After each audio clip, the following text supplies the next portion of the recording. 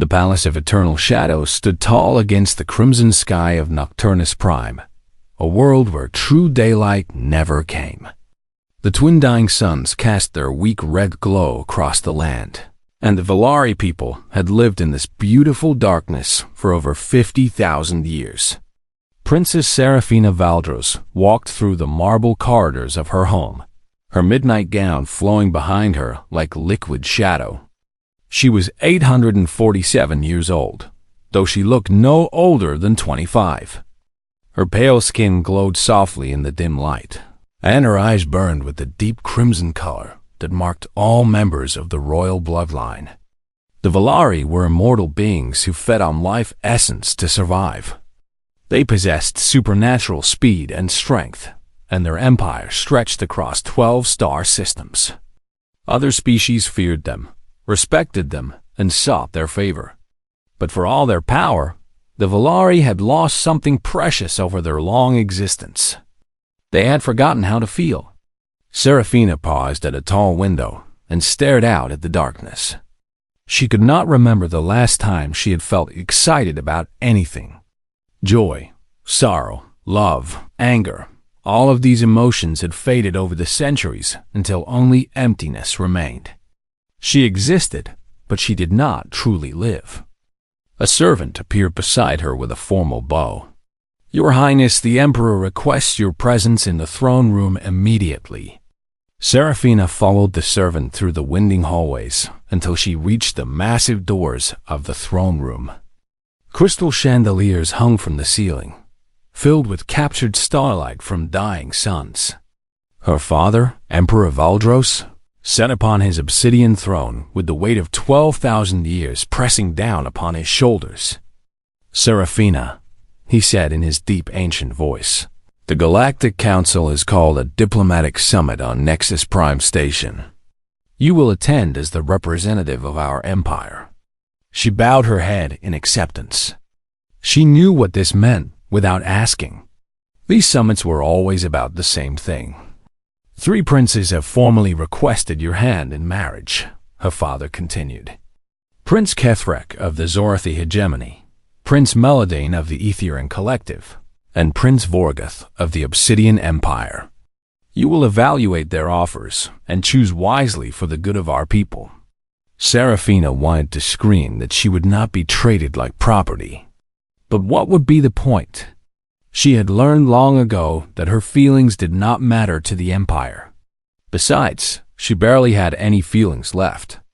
"As you command, father," she replied with empty obedience.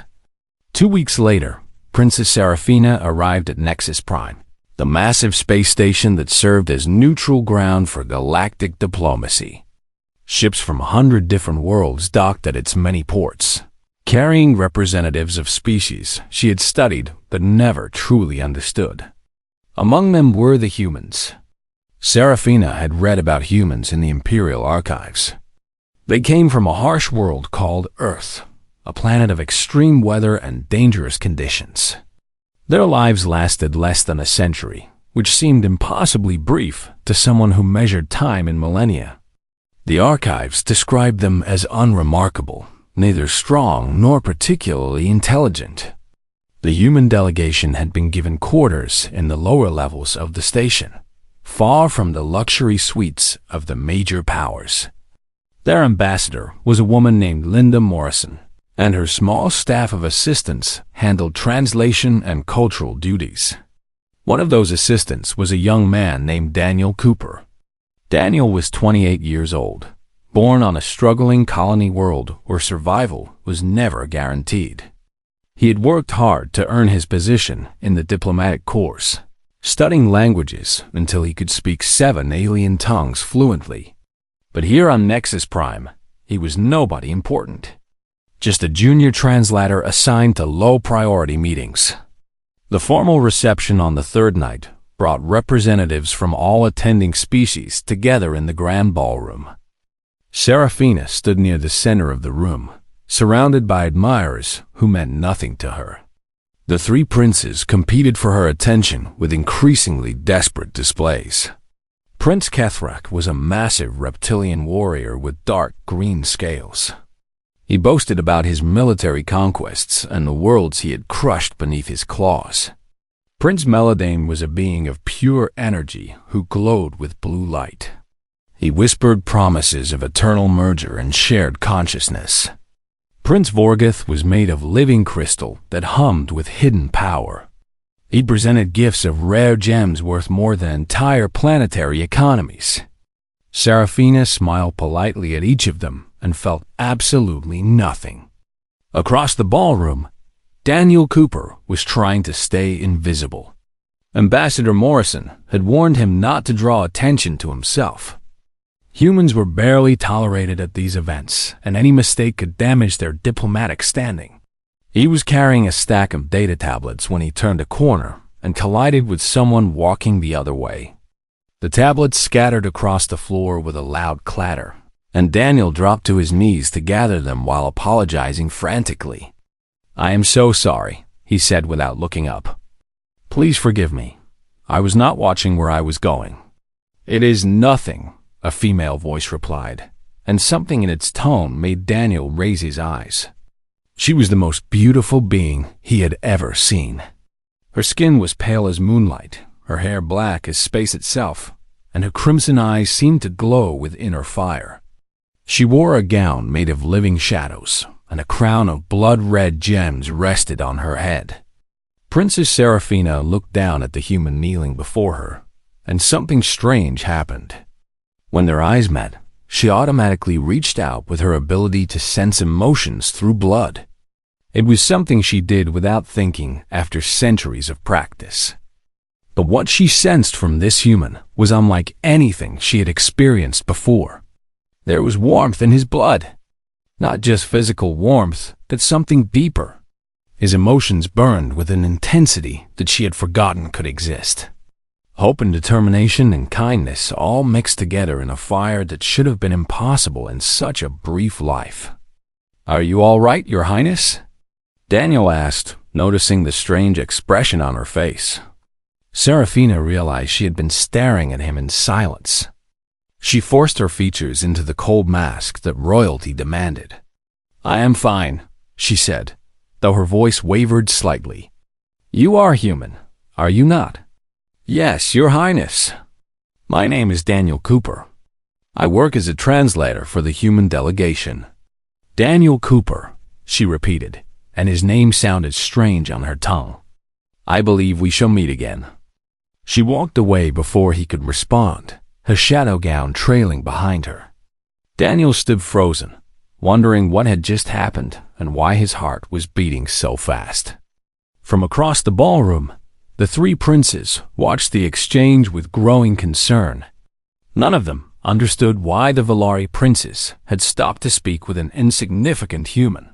But they would soon learn that this chance encounter would reshape the future of empires. 5 days had passed since the reception, and Princess Seraphina could not stop thinking about the human she had met. His face appeared in her mind during boring diplomatic meetings. His warmth haunted her during the cold nights on the station. She had lived for nearly 9 centuries, and never before had anyone left such a deep impression on her. The three princes continued their aggressive competition for her attention at every formal event. They showered her with gifts and promises, each trying to outdo the others. Prince Ketheric invited her to watch recordings of his greatest military victories. "I have destroyed entire civilizations with my own claws," he boasted proudly. "All my conquered worlds would become yours if you accept my proposal." Prince Meladin surrounded her with beautiful light patterns. "Merge with me, and we shall become one perfect being," he whispered. "You will never feel lonely again, for we shall share every thought for all eternity." Prince Vorgoth presented boxes of diamonds formed in the hearts of dying stars. "These treasures are unique in all the universe," he declared, "just as you are unique among your people." Seraphina accepted their gifts with polite smiles and empty words. But inside, she felt nothing at all. What use were conquered worlds when she had already seen too many? What appeal did eternal merger hold when she already felt disconnected from everything? Why would rare gems matter when she could not remember the last time beauty had touched her heart? She kept thinking about Daniel Cooper. There had been something in his blood that day, something she had never sensed in any other being. It was not just warmth, but a kind of desperate intensity. Every moment seemed to matter to him because there were so few moments in a human life. He had looked at her with eyes that actually saw her, not the princess or the political prize, but the person underneath. Serafina made a decision that would change everything. She used her royal influence to request a human cultural presentation at the summit.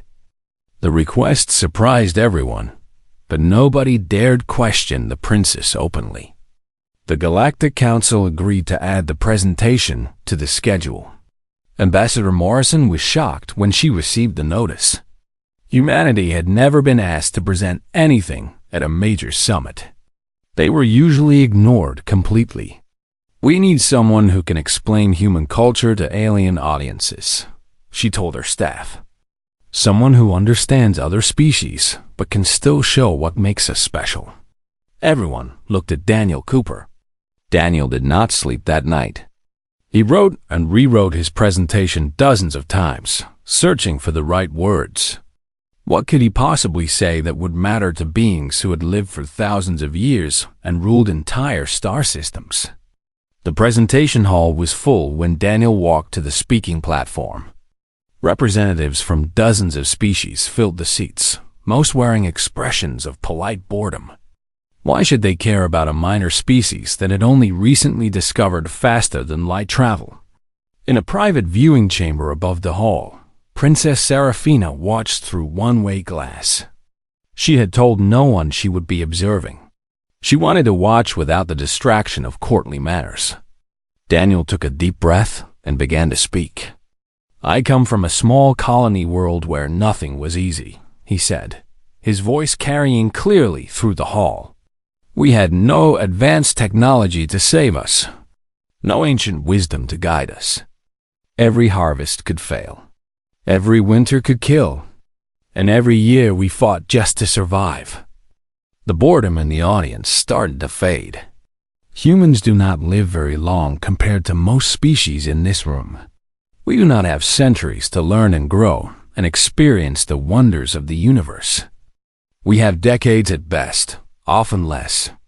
And yet we keep going. We keep hoping. We keep loving. Serafina leaned forward in a chair, her crimson eyes fixed on the human below. "Let me tell you about my grandmother," Daniel continued. "She was a farmer on our colony world. She worked the same fields for 60 years. She never traveled to other planets. She never saw the great wonders of the galaxy. But she raised 7 children and taught them all to be kind. When she died at 82 years old, over 100 people came to her funeral." His voice grew stronger with each word. "She never conquered a planet. She never ruled an empire. She never lived long enough to see her great-grandchildren grow up. But she loved completely and without reservation, knowing that her time was limited. And that love spread outward, touching everyone who knew her." The hall was completely silent now. Every being was listening with genuine attention. "That is what humans have to offer the galaxy," Daniel concluded. "Not technology, not military power, not immortality. We have love. We have hope. We have the courage to care deeply about things even though we know we will not last forever. Our mortality is not our weakness. It is our greatest strength because it forces us to make every single moment count." In the viewing chamber above, tears were falling from Princess Seraphine's crimson eyes. She could not remember the last time she had cried. Perhaps 300 years ago, perhaps longer. But this human, this brief and fragile creature, had moved her more than all the grand gestures of the 3 princes combined. She understood now what she had sensed in his blood. It was not just warmth, but meaning. Humans burned brightly because they knew the fire would end. They loved fiercely because they understood loss. They hoped desperately because they knew hope could be taken away. The Valari had forgotten all of this. Their immortality had stolen their sense of urgency, their passion, their ability to cherish anything. They'd had all the time in the universe, but nothing worth spending it on. After the presentation ended, Serafina sat alone in her quarters for hours. Emotions she had not felt in centuries crashed through her like waves against rocks. Finally, she made another decision. She wrote a short message and had it delivered to Daniel Cooper's quarters. The message contained only a few words. "I wish to understand your species better. Meet me in the botanical garden at midnight. Come alone." Daniel read the message 3 times before believing it was real. He knew he should report this to Ambassador Morrison. He knew the political dangers could be severe, but something in his heart told him he had to go. When midnight came, he walked through the quiet corridors toward the garden. He did not know that this meeting would set fire to the stars themselves. The botanical garden of Nexus Prime was a marvel of science and art.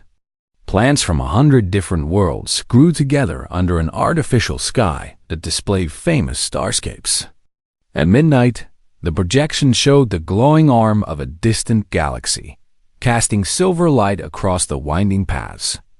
Daniel walked slowly through the garden, his heart pounding so loudly that he was sure anyone nearby could hear it. He did not know what to expect from this secret meeting. He only knew that he could not stay away. He found Princess Serafina standing beside a fountain filled with glowing water. She had exchanged her formal gown for simpler robes of deep purple. Without the crown on her head, she seemed almost approachable. "Almost." "You came," she said, and there was genuine surprise in her voice. "I was not sure you would." "Neither was I," Daniel admitted honestly.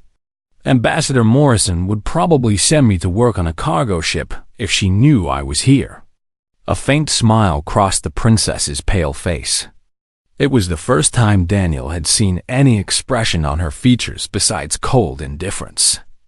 "I watched your presentation today," Serafina said, "from a private chamber where no one could see me. I did not want my presence to distract you." Daniel felt heat rise to his cheeks. "I hope it was not too boring, Your Highness. I am not much of a public speaker." "It was the opposite of boring," she replied quietly. "It was the most moving thing I have witnessed in 300 years. Perhaps even longer." They walked together through the garden, passing beneath trees that had been transplanted from worlds that no longer existed. Serafina asked Daniel questions about human life, about love, about family, about death. He answered each one honestly, without the careful diplomatic language he had been trained to use. "Do humans fear death?" she asked. "Most of us do," Daniel said. "But we live anyway. We love anyway. We build things and have children, knowing we will not see everything we started. Maybe that seems foolish, but it is also what makes us human." Serafina stopped walking and turned to face him. Her crimson eyes seemed to glow brighter in the silver starlight. "May I taste your blood?" she asked. Daniel stiffened at the unexpected request. He knew enough about the Valari to understand what she was asking. For her species, sharing blood was the most intimate act possible. It allowed one person to sense the deepest emotions and memories of another. "Why?" he asked, not refusing but needing to understand. "Because I must know if what I sensed at the reception was real," Serafina explained. "When our eyes met that night, I felt something in your blood that I have never encountered in all my centuries. I need to understand what it is." Daniel thought carefully about her words. If anyone discovered that he had allowed a Valari princess to drink his blood, the consequences could be terrible. But there was something in her eyes, a desperate longing that seemed to match something in his own heart. "Yes," he said quietly. "You may." Serafina moved closer until he could see his own reflection in her crimson eyes. She took his hand gently and raised his wrist to her lips. Her fangs were sharp, but her touch was tender.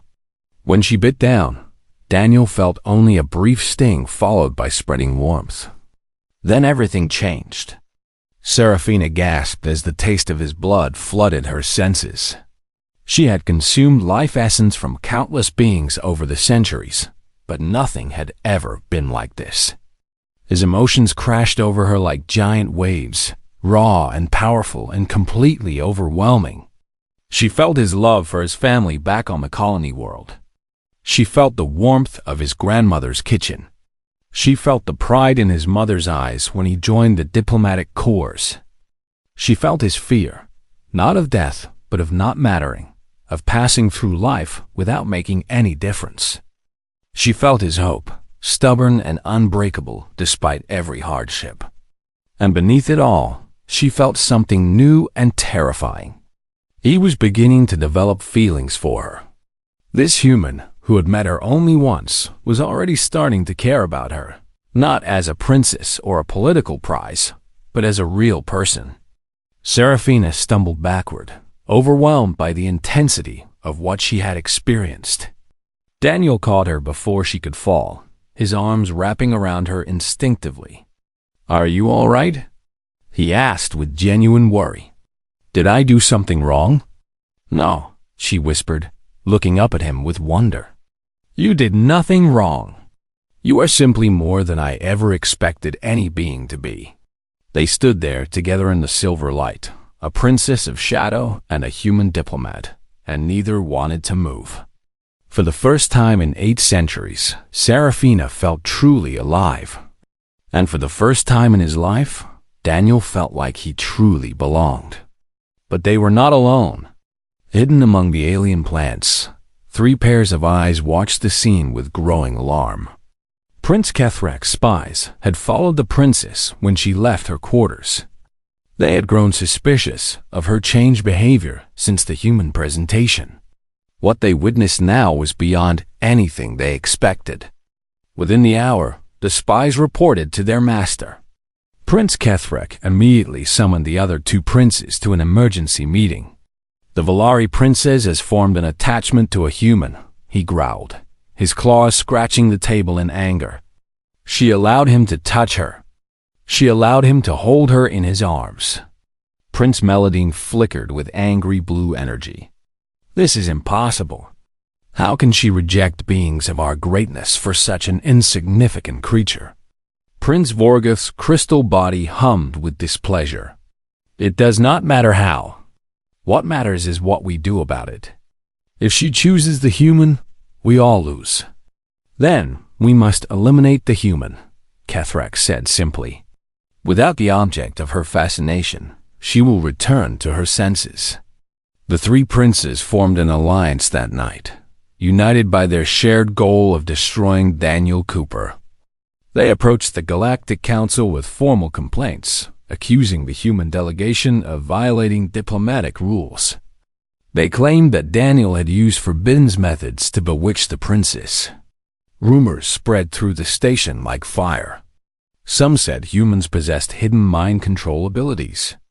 Others whispered that Daniel was part of a secret plot to infiltrate the Valari royal family. Far away on Nocturnus Prime, Emperor Valdrus received word of his daughter's unusual behavior. The reports troubled him greatly. He summoned his eldest son, Lord Commander Corvinus, to the throne room. "Your sister has become involved with a human," the Emperor said coldly. "The Alliance princes demand action. Go to Nexus Prime. Investigate this matter. Correct the situation by any means necessary." Corvinus bowed deeply, his face showing no emotion. But inside, he was already planning how to deal with the human who had dared to touch his sister. His warship fleet departed within the hour, armed and ready for anything. The arrival of the Valari warship fleet sent shockwaves through Nexus Prime Station. 20 massive vessels emerged from faster-than-light travel and took positions around the neutral territory. Their weapons remained inactive, but their presence sent a message that nobody could ignore. Lord Commander Corvinus transported aboard the station within hours. He was taller than his sister and broader in the shoulders, with the same cold beauty that all Valari possessed. His military uniform was black as the void, decorated only with the crimson symbol of the Valari Empire. He marched directly to the human delegation quarters, flanked by 4 elite guards in full combat armor. The corridors emptied as they approached. Lesser species scattered to avoid any connection with the coming confrontation. Ambassador Morrison met him at the entrance, standing her ground despite the fear in her heart. She was a small woman of 60 years, with gray hair and tired eyes, but she refused to show weakness before these immoral beings. "Lord Commander Corvinus," she said with a formal bow, "how may I help you?" "You know why I am here," Corvinus replied without returning the bow. "Produce the human called Daniel Cooper immediately. He is accused of crimes against the Valari royal family." "I know of no such crimes," Morrison said firmly. "Daniel Cooper is a member of my staff. He is protected by diplomatic immunity. I cannot surrender him without proper legal proceedings." Corvinus leaned closer, his crimson eyes burning with cold anger. "You misunderstand, Ambassador. This is not a request. Produce the human or face the consequences." "What consequences?" Morrison replied without stepping back. "This is neutral territory governed by Galactic Council law. Even the Valari must respect that." Before Corvinus could respond, the 3 princes arrived with their own armed escorts. They had been waiting for this moment.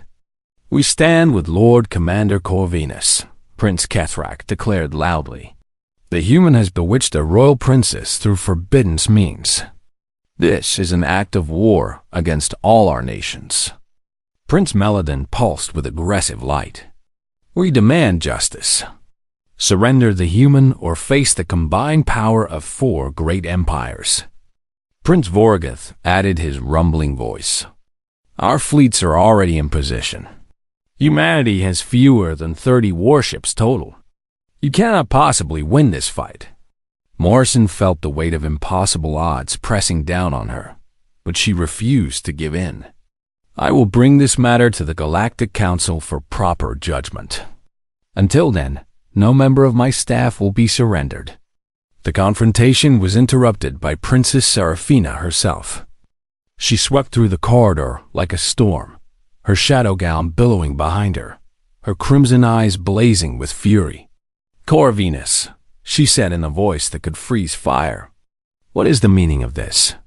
"Sister," he replied carefully, "I am here on Father's orders to investigate your involvement with this human and to fix the situation." "There is nothing to fix," Seraphina declared.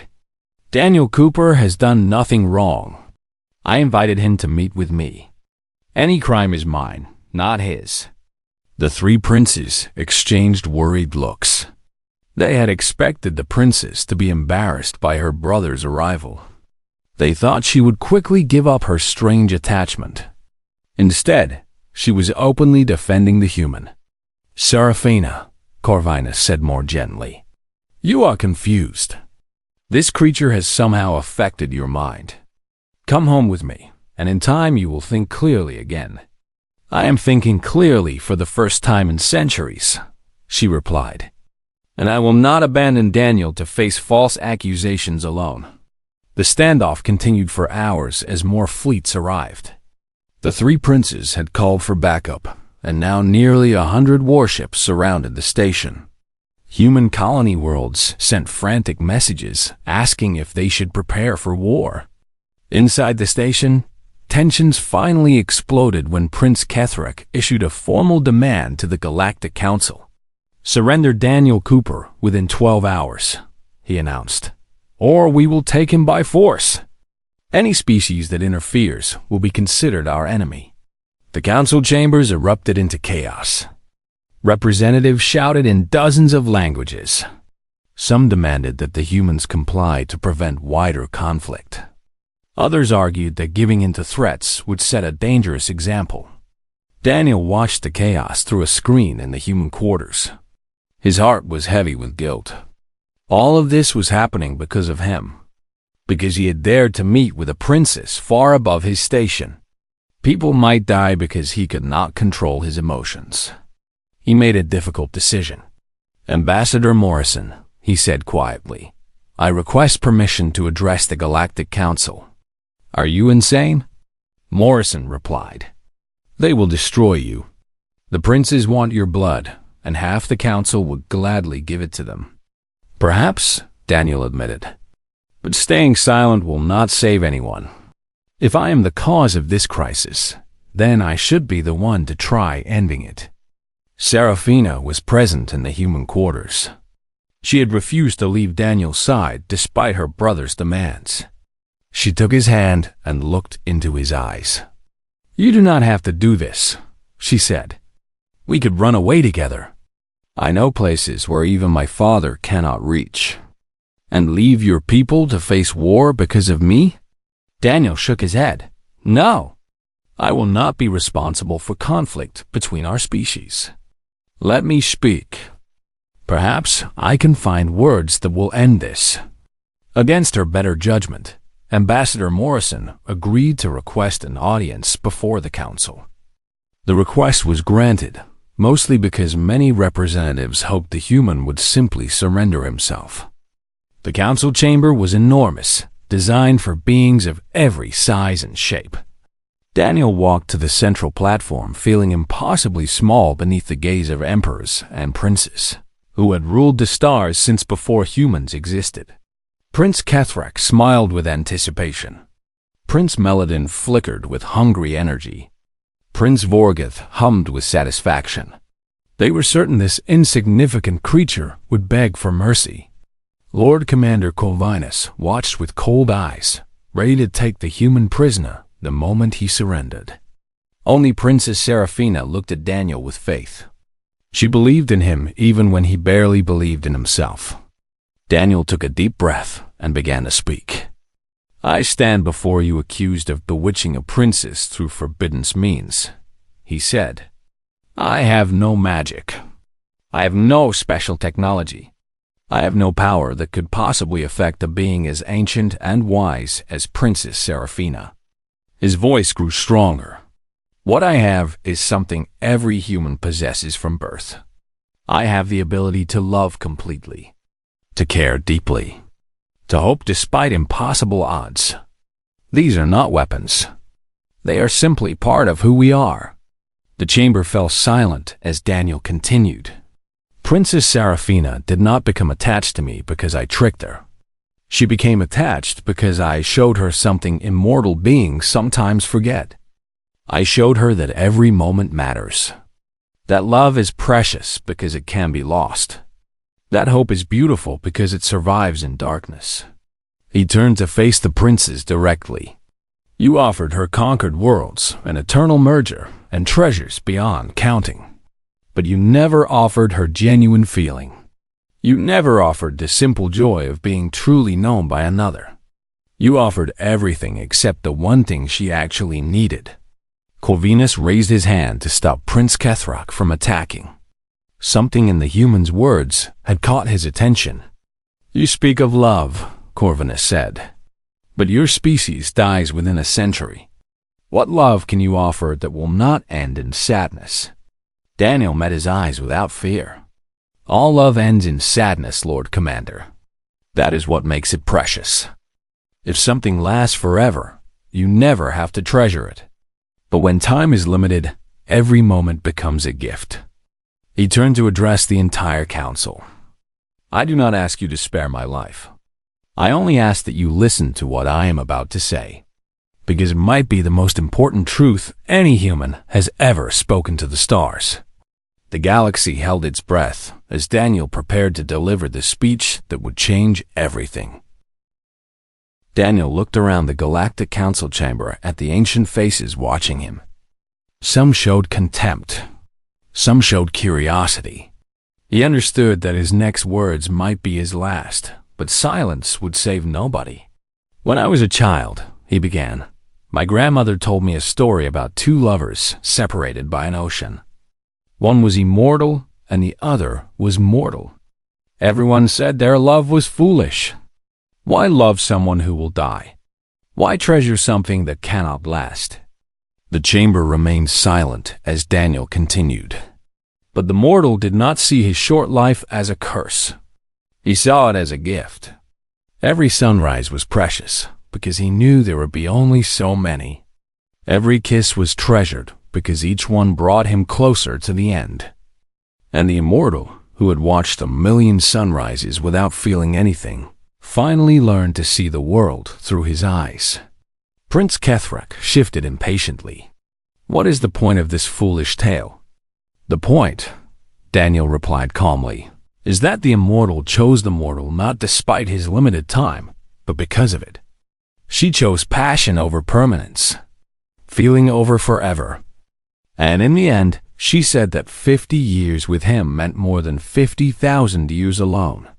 He turned to face Princess Seraphina, who sat among the Valari delegation with tears streaming down her pale cheeks. I love you, he said simply. I know my life is a brief candle compared to your eternal flame. I know I will grow old while you stay young. I know that loving me means eventually losing me. But I believe what we can share in whatever time we have is worth more than empty centuries without feeling. The three princes exploded with outrage. This is madness, Prince Meladine cried. How can she choose this insect over beings of true power? She cannot, Prince Vorgoth agreed. Emperor Valdrus would never allow such disgrace. Then let us hear from the Emperor himself, Prince Kethrak suggested with cruel pleasure. Let him tell this human that his foolish love will never be allowed. Lord Commander Corvinus activated the holographic communication system. Within moments, the massive image of Emperor Valdrus appeared above the chamber. His ancient eyes surveyed the scene before him with cold calculation. Father, Corvinus said with a bow, we have captured the human who has bewitched my sister. He stands before you now, claiming to love her. The Alliance princes demand you end this scandal. Emperor Valdrus remained silent for a long moment. His gaze moved from Corvinus to the princes to Seraphina and finally to Daniel. When he spoke, his voice rumbled like distant thunder. Approach, human! Daniel walked toward the holographic image, his legs trembling but his courage holding firm. He would not show fear before the ruler of the Crimson Dominion. You claim to love my daughter, the Emperor said. You claim your brief mortal life can offer her what centuries could not.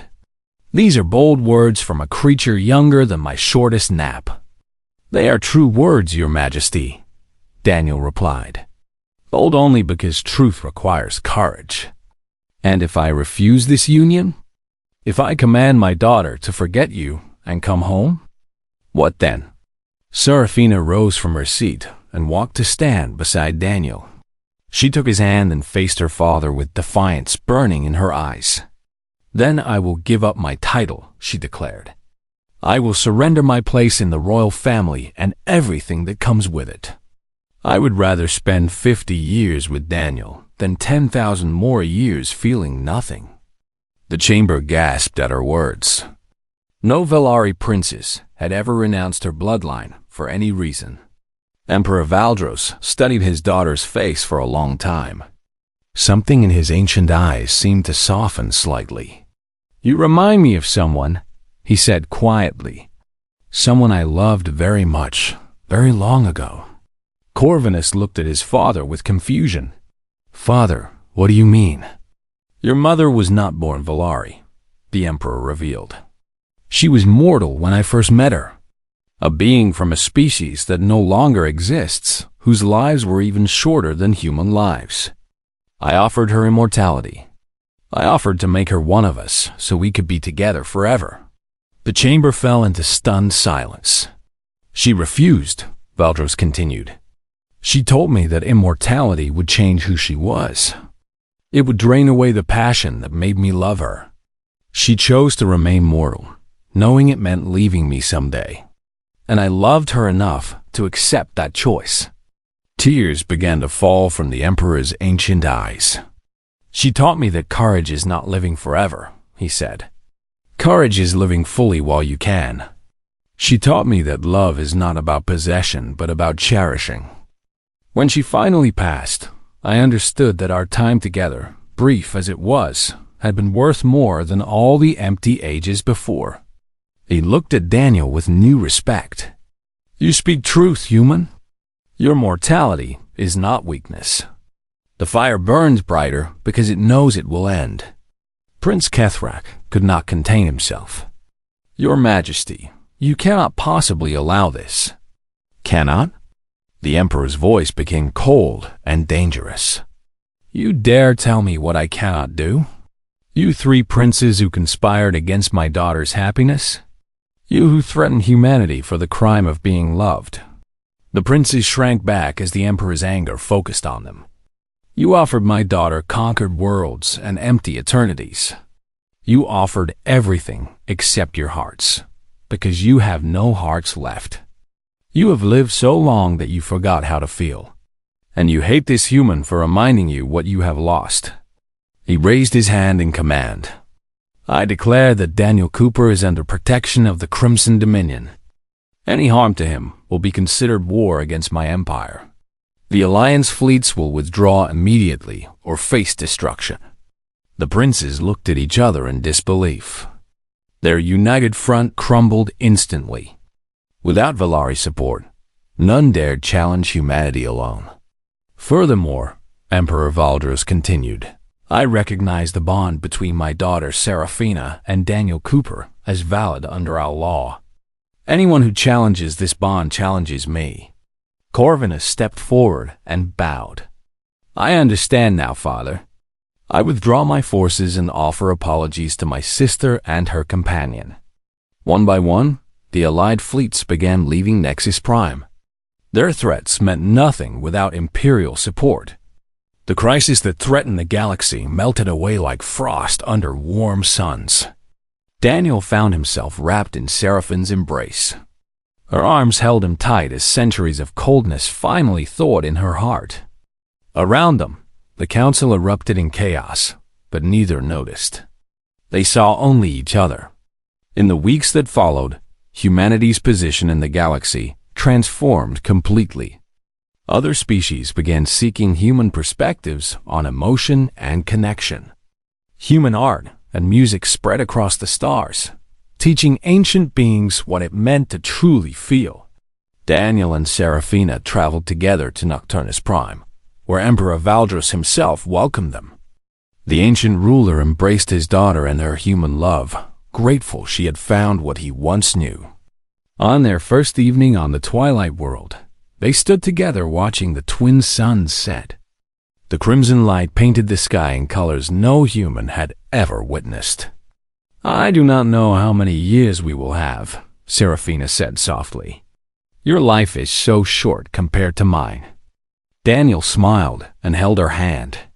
That is exactly what makes it precious.